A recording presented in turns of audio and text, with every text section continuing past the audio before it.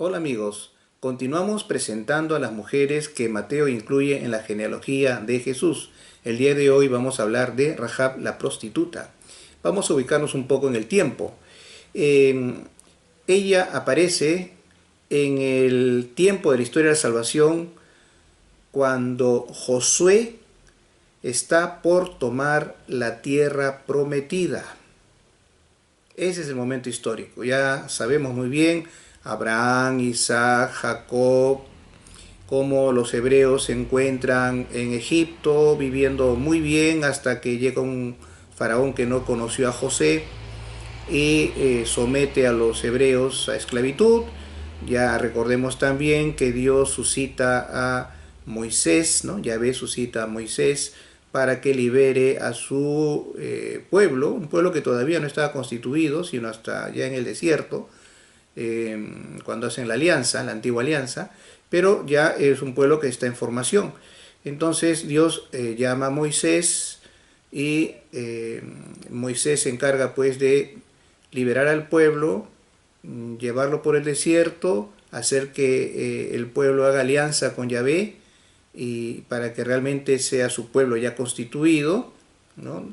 Esto ustedes lo saben por la historia de la salvación que todos hemos estudiado de pequeños, ¿no? Y Moisés llega, vamos a decir, casi a las puertas de la tierra prometida, muere antes. Quien va a ingresar, quien va a tomar la tierra prometida, porque estaba ocupada ciertamente, va a ser el sucesor de Moisés, que es Josué. Entonces, en este momento histórico, ¿no? En este momento de la historia de la salvación, es que se van a suscitar unos acontecimientos donde aparece la figura de Rahab la prostituta, que desempeña un papel importante dentro de este momento histórico.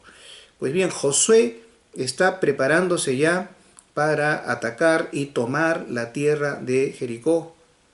Y es allí donde vamos a nosotros leer en la Sagrada Biblia, en la Sagrada Escritura, cómo fue esto. Vamos a hacer una lectura de varios textos, saltando algunos que no necesariamente tenemos que leerlos, para que veamos la secuencia de sucesos donde aparece Rahab como un punto importante dentro de esta toma de Jericó, que no es otra cosa que la toma de la tierra prometida, es algo grande. Este es un acontecimiento histórico pues tremendo, es un acontecimiento histórico importantísimo, es ya la entrega de la tierra prometida, ¿no? A los israelitas comandados por Josué, sucesor de Moisés. Vamos a leer la Biblia. Después de la muerte de Moisés, el siervo del Señor, el Señor habló a Josué, hijo de Nun, servidor de Moisés, diciendo: Moisés, mi siervo, ha muerto. Ahora levántate y tú, junto con todo este pueblo, pasa el Jordán, camino de la tierra que yo doy a los hijos de Israel. Os he dado todos los lugares a donde lleguen vuestras pisadas, tal como prometí a Moisés. Vuestro territorio se extenderá desde el desierto y el Líbano hasta el gran río Éufrates y abarcará toda la tierra de los hititas hasta el mar grande por occidente. Nadie se te resistirá en toda tu vida. Lo mismo que estuve con Moisés, estaré contigo. No te rechazaré ni te abandonaré. Tú sé fuerte y valiente. Tú vas a repartir a este pueblo la tierra que juré a sus padres que iba a darles. Sé muy fuerte y valiente para custodiar y llevar a la práctica toda la ley que te mandó mi siervo Moisés. No te desvíes ni a la derecha ni a la izquierda y tendrás éxito allí donde vayas. Que no se aparte de tus labios el libro de esta ley. Medítalo día y noche para llevar a la práctica todo lo que está escrito en él. Así triunfarás en tus caminos y tendrás éxito. Y continúan.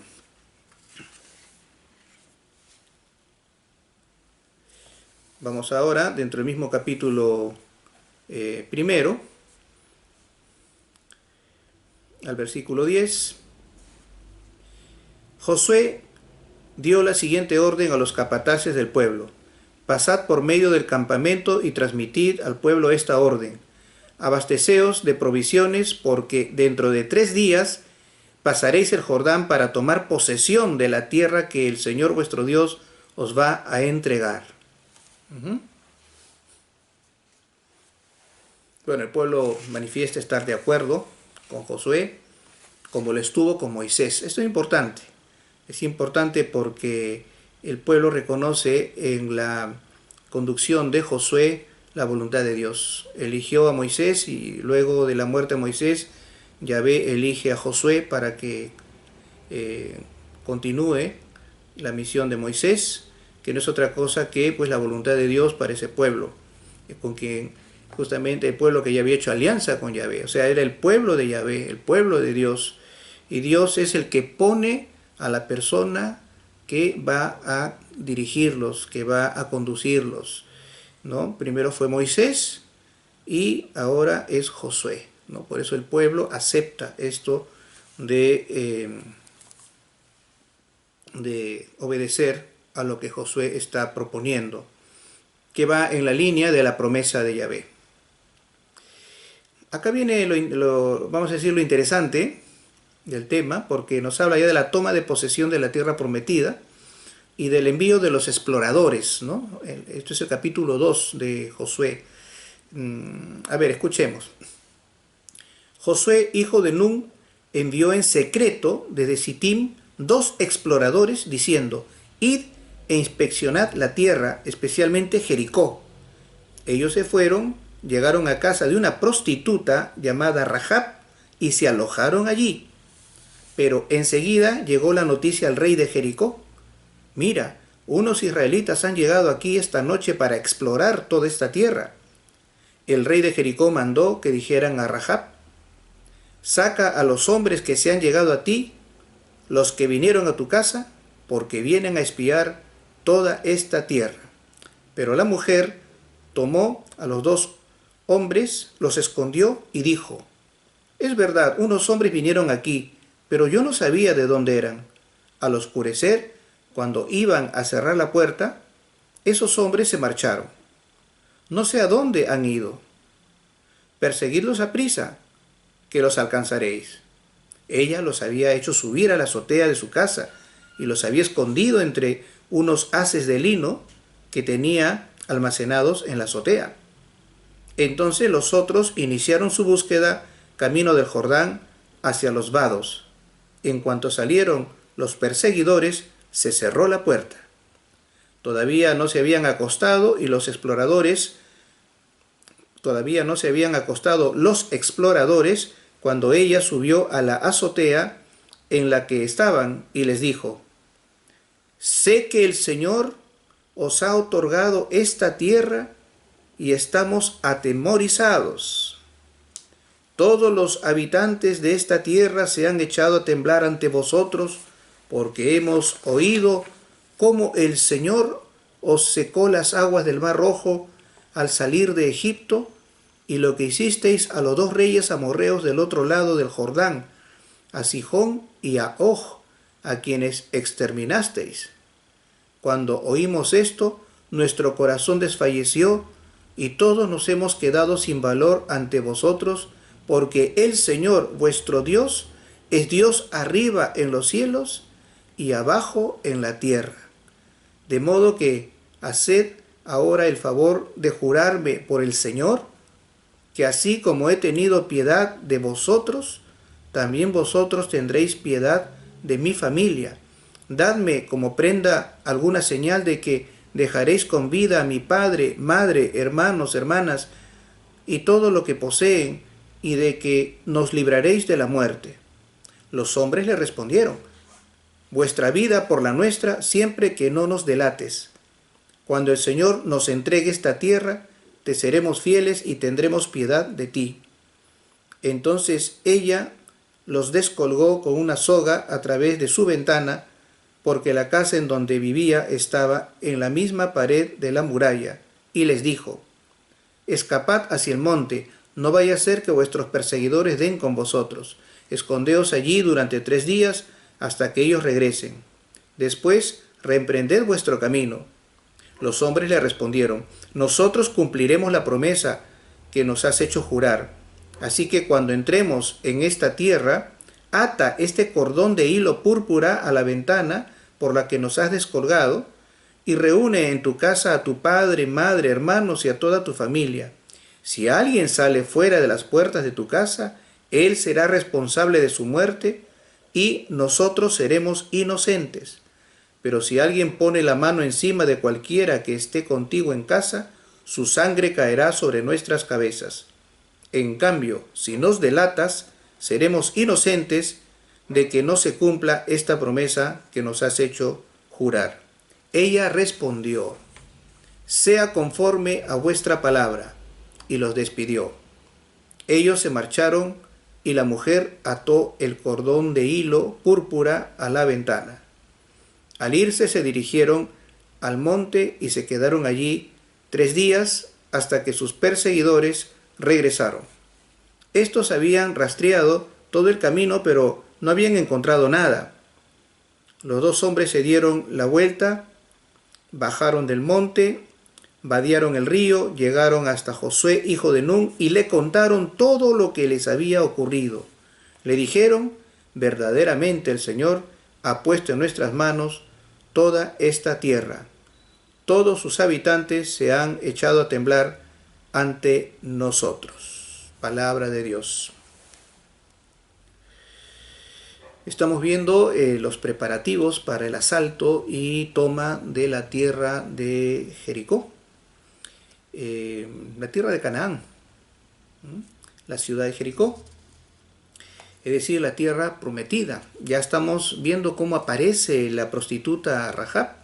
Estos hombres eran espías que había mandado Josué para ir viendo cómo estaba la situación en la ciudad de Jericó, y van a hospedarse donde esta mujer, Rahab. Comentaristas dicen que en estos lugares, estos aposentos, estas posadas, acostumbraban a no solamente dar posadas, sino también un servicio de rameras, ¿ya? Y se cree que más bien Rahab era prostituta, pero era dueña de esta posada, ¿no? Por eso es que pudo esconderlos y, en fin, ayudarlos, ¿no? Esto un poco para ver el contexto, ¿no? Y bien, entonces, hasta aquí, vamos a continuar, pero hasta aquí vamos a ver cómo va apareciendo Rahab en cuanto a la importancia que va adquiriendo a los ojos de Dios, vamos a decirlo, a los ojos de Dios, y que después por eso merecerá aparecer dentro de la genealogía de Jesús. Lo vamos a ver ahora.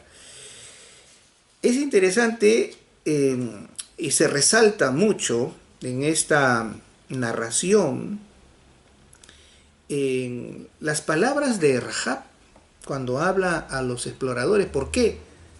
Porque ella hace una profesión de fe.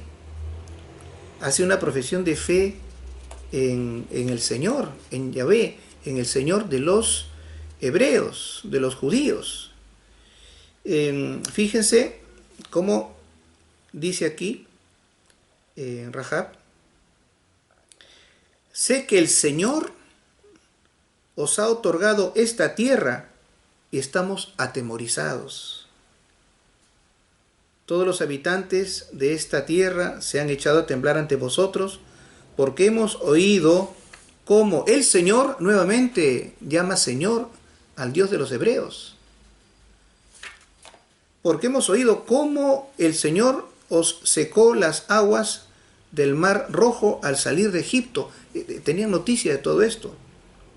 Y lo que hicisteis a los 2 reyes amorreos del otro lado del Jordán, a Sihón y a Og, a quienes exterminasteis. Cuando oímos esto, nuestro corazón desfalleció y todos nos hemos quedado sin valor ante vosotros, porque el Señor, nuevamente, son profesiones de fe. Pero miren lo que dice: porque el Señor, vuestro Dios, Es Dios arriba en los cielos y abajo en la tierra. Esta es la profesión de fe más completa, podríamos decir, que encontramos aquí en la Escritura, salida de la boca de Rahab la prostituta. Es decir, reconocer que Yahvé es el Señor, no los ídolos de los pueblos vecinos a los hebreos, no los ídolos. El Señor era Yahvé, el Dios de los hebreos. Entonces lo que hace aquí Rahab es hacer una profesión de fe. Es una profesión de fe, porque el Señor vuestro Dios es Dios arriba en los cielos y abajo en la tierra. Es decir, si Él es Dios arriba en los cielos y abajo en la tierra, no cabe otro Dios, ¿no? Porque fuera del cielo y la tierra, ¿qué hay? No hay nada. Y es el Señor, o sea, Yahvé, ¿no? Yahvé es el Señor. Vuestro Dios le dice, porque es el Señor, es el Dios de los hebreos, ¿no? Y dice, es Dios, o sea, reconoce que es Dios, el Señor es Dios, arriba en los cielos y abajo en la tierra. Esta profesión de fe es muy importante, ¿no? Es muy importante, porque ya vamos viendo cómo Dios va dirigiendo la historia, y hace que esta mujer comprenda, entienda, en base a los sucesos que han estado acaeciendo, comprenda que el Dios de los hebreos, ese es el verdadero Dios. Es el verdadero Dios, es Dios de los cielos y de la tierra. Entonces ya esto indudablemente es fe. Y es fe porque hay una intervención de Dios en el alma de la prostituta Rahab, que le hace reconocer a Yahvé como el Señor, el verdadero Dios, Señor de cielo y tierra, ¿no? Esta profesión de fe es tan importante que inclusive le decía que Santiago también en su carta nombra a Rahab, ¿no? Santiago, el apóstol Santiago, dice justamente en su carta, ustedes pueden consultar Santiago 2, del 24 al 25, dice, el hombre queda justificado por las obras y no por la fe solamente. Del mismo modo, Rahab la meretriz, ¿no fue también justificada por las obras cuando hospedó a los mensajeros y les hizo salir por otro camino? Miren la importancia de Rahab, ¿no? Del Antiguo Testamento, que Santiago la menciona.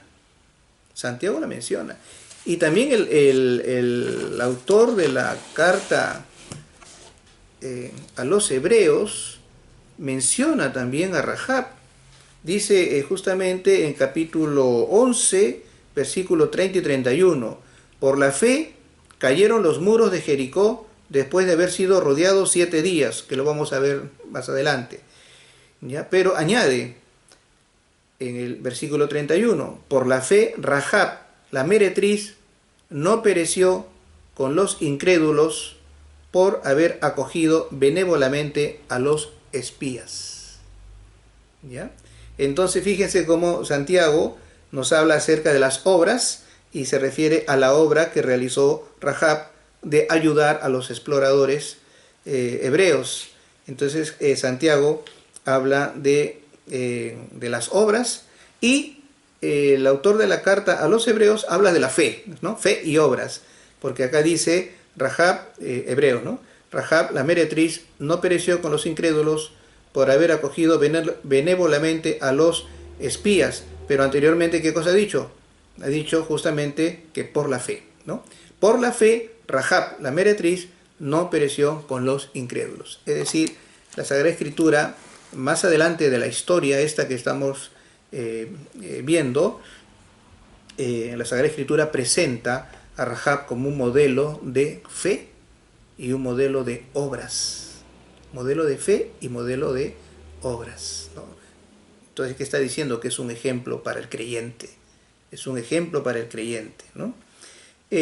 Continuemos. Con esto ya estaría dicho todo, ¿eh? Con esto ya podemos decir, cerramos la publicación este video, porque ya vimos la importancia de Rahab, pero sería bueno leer un poquito más, porque ciertamente es muy enriquecedora la escritura para nuestra alma, para nuestra vida cristiana, ¿no? Más adelante ya vienen los preparativos para el paso del Jordán, y hay también otro subtítulo: las aguas del Jordán se detienen y pasa el pueblo. Bueno, estamos viendo pues cómo se va, vamos a decir, presentando paso a paso ese acercarse ya a la toma de la tierra prometida, ¿no? Bien, vamos a ver, después dice las 12 piedras del Jordán, el monumento de Gilgal. Avanza la historia, no lo vamos a leer todo, viene la circuncisión en Gilgal, ¿no? En fin, todo esto. Y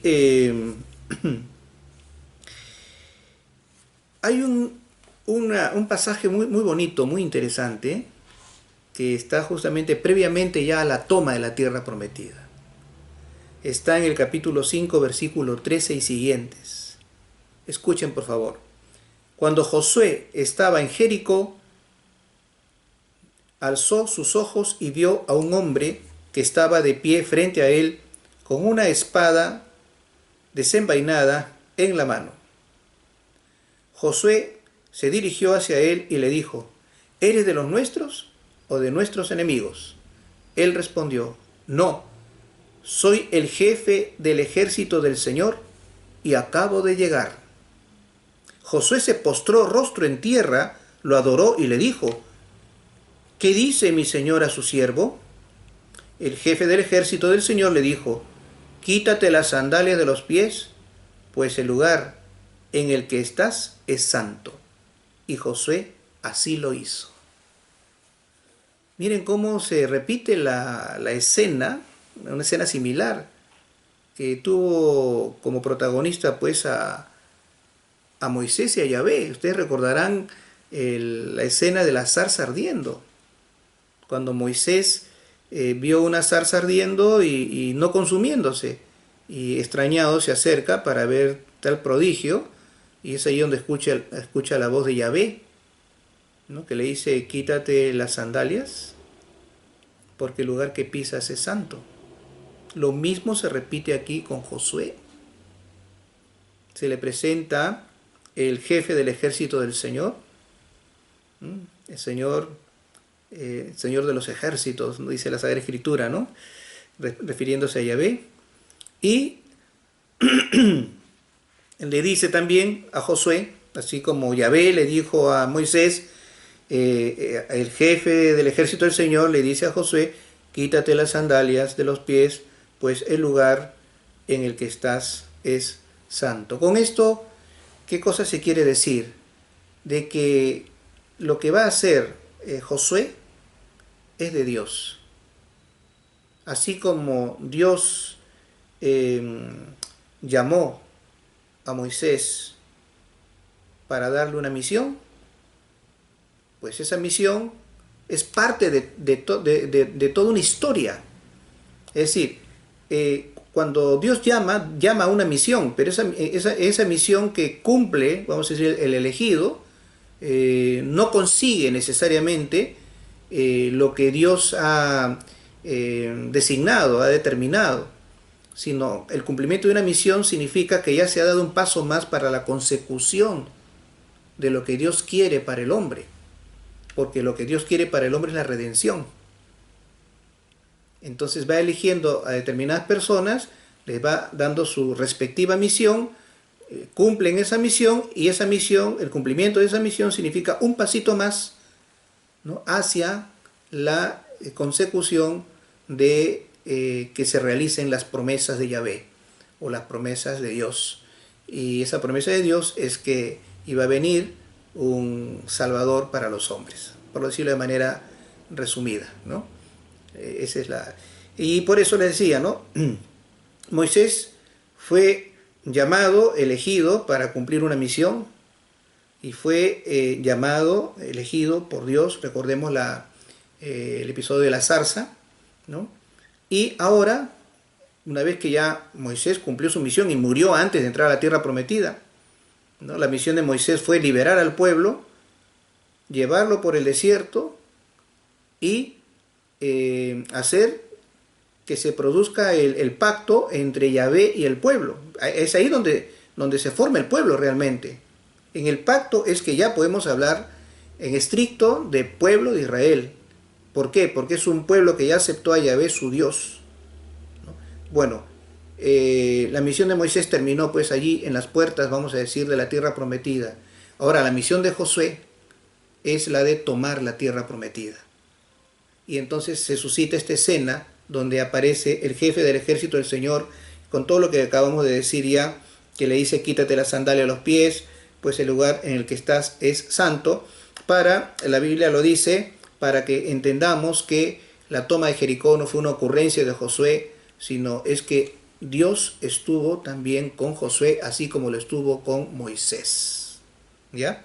De eso se trata. Es bonita esta parte de la Escritura que precede a la toma en sí de Jericó. Entonces vamos a continuar. No nos hemos olvidado de Rahab. Vamos a continuar. Bueno, hay toda una serie de recomendaciones, instrucciones, ¿no?, que va dando Josué para cómo va a ser la toma de Jericó, etcétera, etcétera. Y vayamos de frente a la toma de Jericó, ¿no? La toma de Jericó. Bien, estamos en el capítulo 6, versículo 12 y siguientes. Josué se levantó al amanecer y los sacerdotes tomaron el arca del Señor. 7 sacerdotes iban delante del arca del Señor con 7 trompetas de carnero que hacían sonar mientras caminaban. Las tropas de vanguardia iban delante de ellos y el resto iba detrás del arca, caminando mientras sonaban las trompetas. El día segundo dieron otra vuelta alrededor de la ciudad y regresaron al campamento. Así hicieron durante 6 días. El día séptimo se levantaron al disiparse la oscuridad y dieron 7 vueltas a la ciudad de esa misma manera. Aquel día fue el único que dieron 7 vueltas a la ciudad. Al dar la séptima vuelta, los sacerdotes hicieron sonar las trompetas, y Josué dijo al pueblo: gritad, el Señor os ha entregado la ciudad y todo lo que hay en ella serán consagradas al anatema en honor del Señor.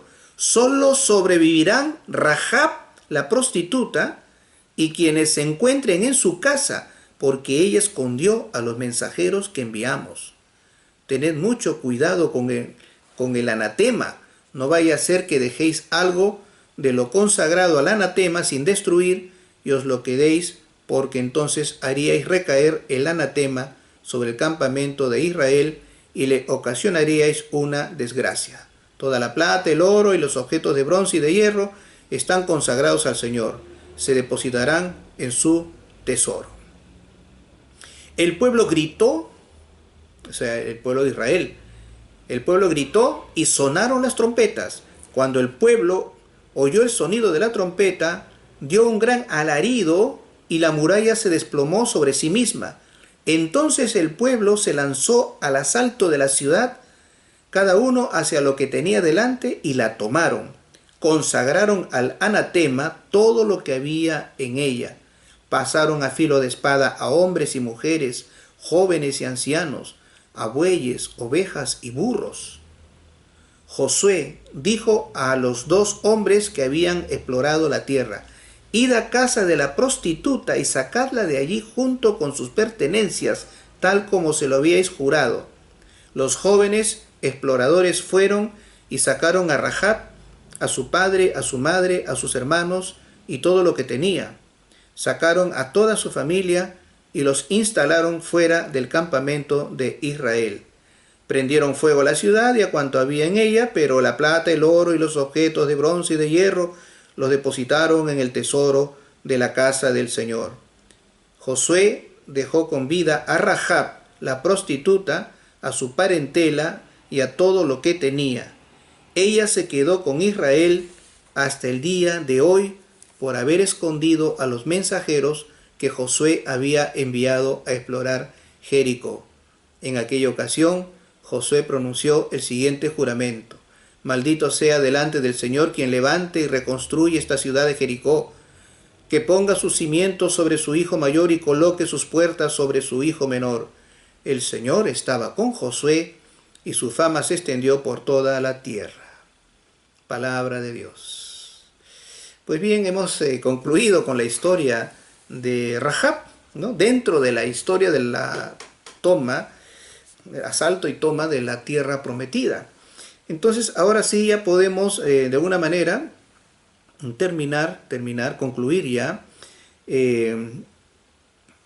diciendo que la importancia de Rahab estriba en que ella ayudó a la toma de la tierra prometida.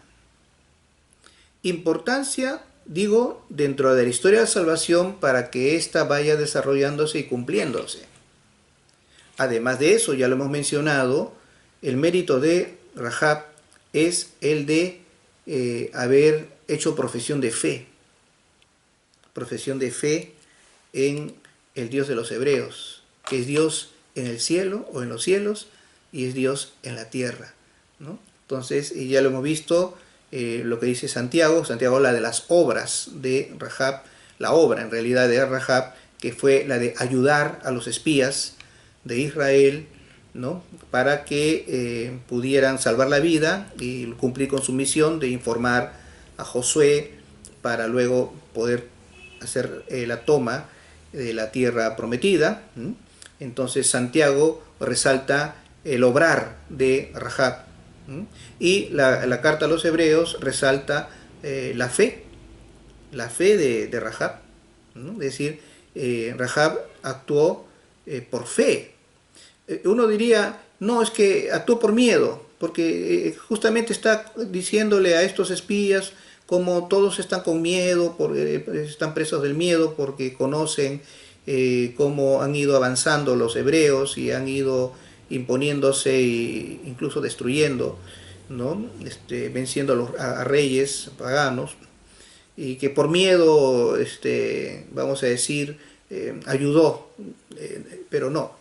Tenemos que entender que, si bien es cierto, había un miedo en ella como en todos, pero también había fe,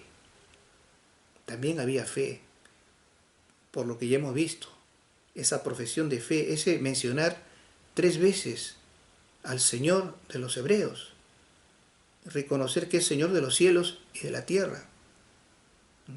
Entonces, he aquí la importancia de Rahab. Importancia, le decía, dentro de la historia de la salvación, porque ayuda a la toma, al asalto y a la toma de la tierra prometida, de Jericó, y también importancia por su fe, cosa que también nos lleva a pensar que la salvación no solamente es para los judíos, sino también para los paganos. Por eso la pagana Rahab entra en la genealogía de Jesús. ¿Por qué? Porque después ella indudablemente se convierte al judaísmo, ¿no? Se convierte ya a adorar solamente a Yahvé y entra en la genealogía de Jesús porque, claro, eso tenemos que deducir, ya forma familia con un hijo de Israel, ¿no? Un hijo del pueblo de Israel. Y es por eso que Mateo considera a Rahab dentro de la genealogía. Y bueno, a ver si lo encuentro aquí prontamente. Dice aquí Mateo, libro del origen de Jesucristo, hijo de David, hijo de Abraham. Abraham engendró a Isaac, Isaac engendró a Jacob, Jacob engendró a Judá y a sus hermanos. Judá engendró de Tamar, de quien ya hablamos, a Farés o a Perez, ¿no? y a Sará.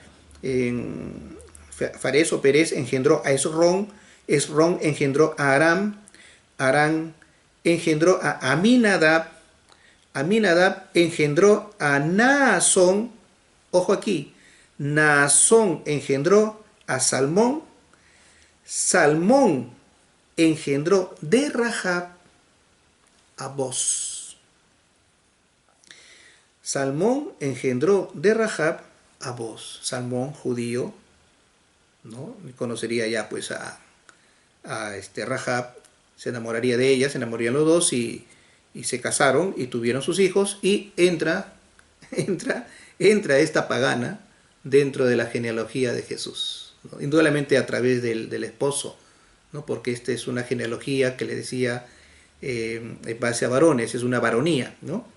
Pero decíamos también cómo es que si es una varonía, Mateo incluye mujeres, ¿no? Esas 4 mujeres, pues es por la importancia que cada una de ellas tuvo en la historia de la salvación, ¿no? Esa es la razón, pero ya vemos cómo Rahab entra en la genealogía de Jesús. No quiero extenderme más, ya sé que a veces repito demasiado, pero lo hago simplemente porque me emociona mucho la historia de la salvación, todo lo que es de Dios, y quisiera por eso siempre en todos mis videos transmitirles no solamente el conocimiento, sino también esta parte emotiva, ¿no? De emoción religiosa, ¿no?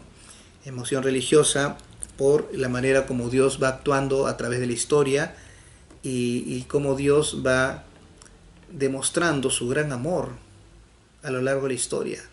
Rahab era una prostituta, una mujer, vamos a decirlo, digna de desprecio, porque claro, la prostitución no es nada bueno, es algo inmoral, pero Dios la amaba y Dios le dio la fe, le dio la verdadera fe y Dios contó con ella para que la tierra prometida pueda ser conquistada.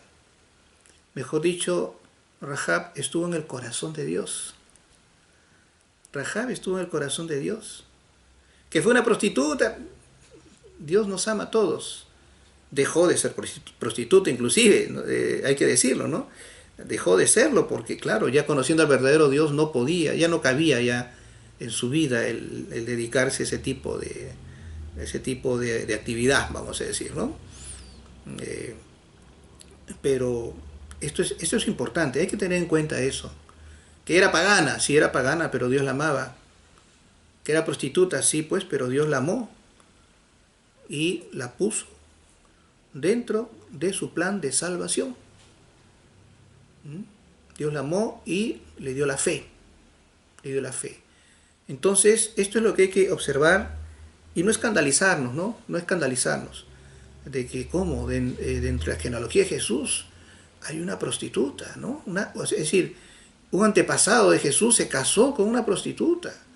Bueno, sí, pues se casó con una prostituta que fue Rahab, y ya que estamos explicando, una mujer que recibió la fe, la verdadera fe, reconoció a Dios como el Señor de cielos y tierra, y que ayudó a los espías a que pudieran pues informar debidamente para la toma de la tierra prometida y que el plan de Dios siga consiguiéndose, ¿no? Siga justamente llegando a la consecución de más adelante pasar por el rey David y llegar al rey de reyes, Jesús de Nazaret. Jesús nacido en Belén, pero llamado Jesús de Nazaret.